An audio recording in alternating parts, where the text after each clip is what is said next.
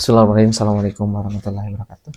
Sahabat kisahku semua, bagaimana kabarnya teman-teman semua? Semoga sehat selalu dan diberkahkan rezekinya. Baik, di video kali ini kita akan ngobrol santai ya, karena judulnya adalah kisahku. Setiap orang punya kisahnya, setiap orang punya ceritanya. Dan cerita saya hari ini, selama 2 hari terakhir ini, luar biasa teman-teman. Ada sebuah insight, sebuah pembelajaran yang menurut saya ini di dunia usaha ya, yang memang luar biasa, mungkin bisa di-sharingkan bersama teman-teman. Sekiranya ada sesuatu yang bisa diambil, boleh, karena saya pun mendapatkan kisah ini, mendapatkan pembelajaran ini free, gratis, secara nominal ya, tapi terbayar secara mental. Oke, baik, jadi ceritanya 2 hari terakhir ini saya diminta oleh salah satu teman untuk mencarikan produksi gula semut. Jadi bagi yang belum tahu, gula semut itu adalah gula dari kelapa, ada yang dari aren juga, yang memang kecil gitu, kayak semacam gula pasir gitu ya. Kalau gula merah kan rata-rata orang sebesar-besar gelas gitu ya, sebesar-besar gelas, bahkan lebih besar lagi. Kalau gula semut ya bentuknya mirip-mirip gula pasir, bahkan lebih kecil gitu. Yang memang bahan dasar dan bahan bakunya adalah dari gula kelapa, dari bahan gula kelapa atau arennya. Jadi saya disuruh nyari, ceritanya saya nyampe, dari informasi terus saya ngobrol panjang lebar gitu ya, produksi berapa ton setiap hari dan lain-lain. Dan beliau bilang kesempatan untuk ekspor atau ngejual ke luar negeri itu besar sekali di dunia gula semut. Dan insya Allah di channel ini juga kita akan adakan podcast ngobrol santai bersama baik manajernya, CEO-nya, petugas lapangannya, termasuk juga sama ownernya atau pemiliknya gitu ya. Insya Allah mungkin beberapa hari ke depan gitu. Tapi saya ingin buru-buru bercerita di sini karena bagi saya pribadi ini sesuatu banget gitu ya. Beliau udah dari tahun 99 bergerak di bidang gula merah. Tapi untuk gula semut ini ya Covid lah 2017-2018, informasi dari Pak Haji ini. Terus kemudian beliau bilang beliau produksi besar gitu ya.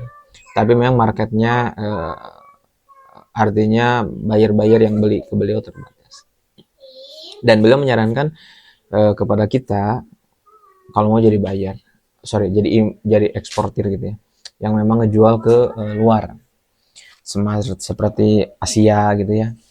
Tapi Asia juga terlalu banyak pemainnya, artinya negara-negara yang cuacanya hampir mirip seperti Indonesia, kayak Malaysia, Thailand, Filipina, itu punya juga mereka gula semut. Jadi ngejual ke mereka, mereka juga banyak. Nah, yang disarankan adalah menjual ke luar negeri.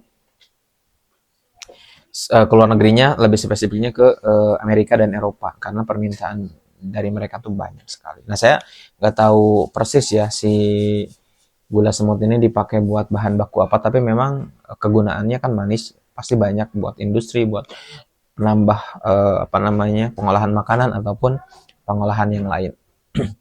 Dan kata beliau permintaan dari Amerika, kayak semacam Meksiko, Chicago gitu ya, Amerika Latin itu banyak.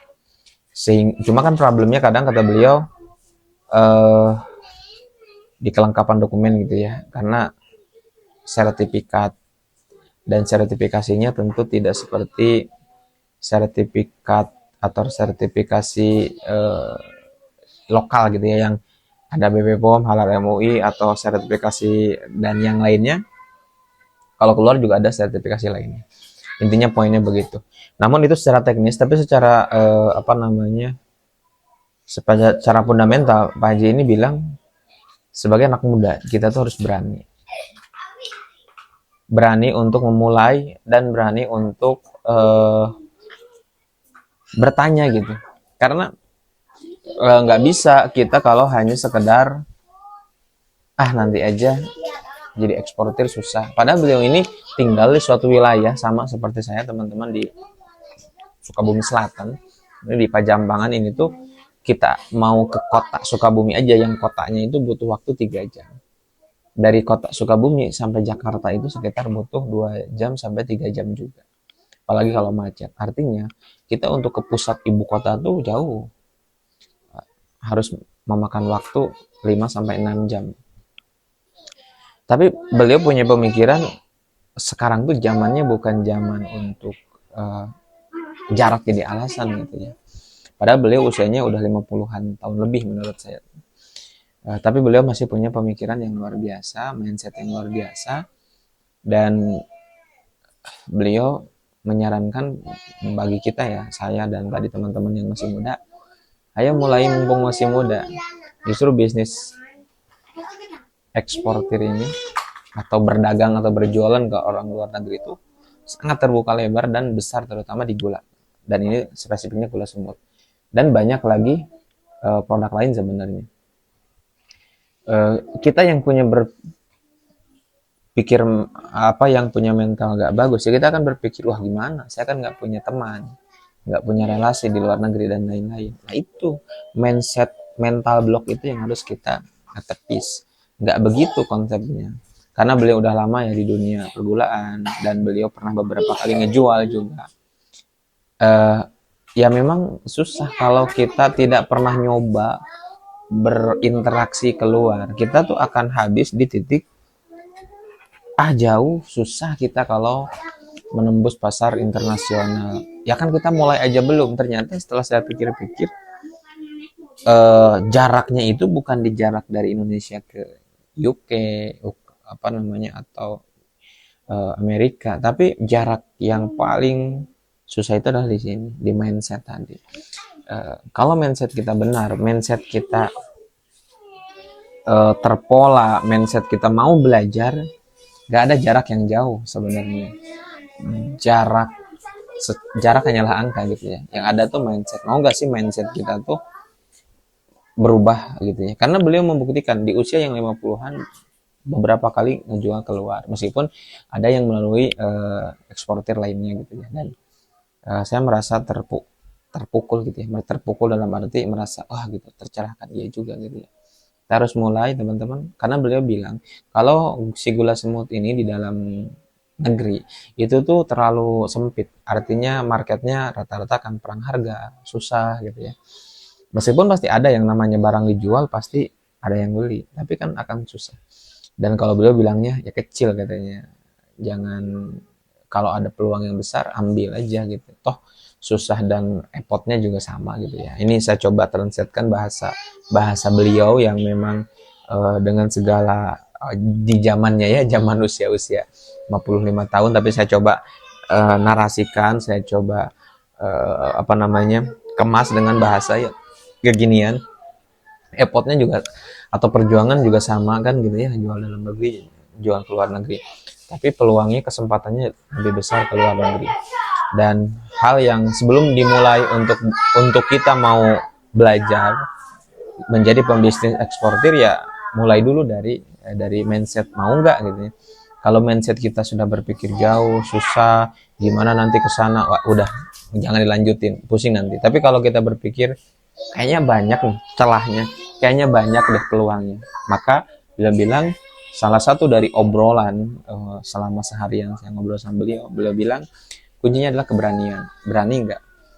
Bahkan beliau ngasih tutorial di zamannya beliau, coba ngeluarin uang berapa juta dulu ke luar negeri, misalkan ke mana, ke Amerika katanya, ke pasarnya, ngobrol. Kalau kita memang dirasa nggak punya koneksi di sana, jadi suruh main dulu ke Amerika, bikin paspor, visa dan lain-lain, lah ke sana pasti ada gitu ya. Dan nyari bayar, beliau berpikir tetap ke sana gitu ya.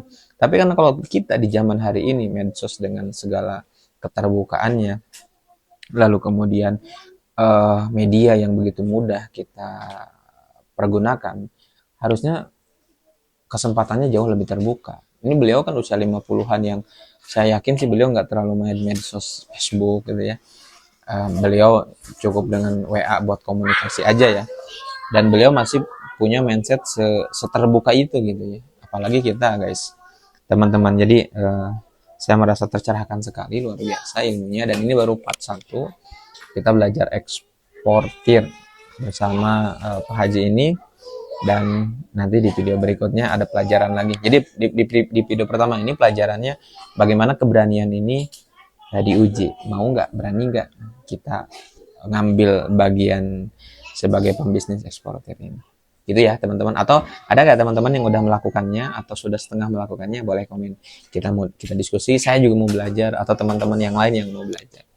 Seperti itu. Barakallahu fikum.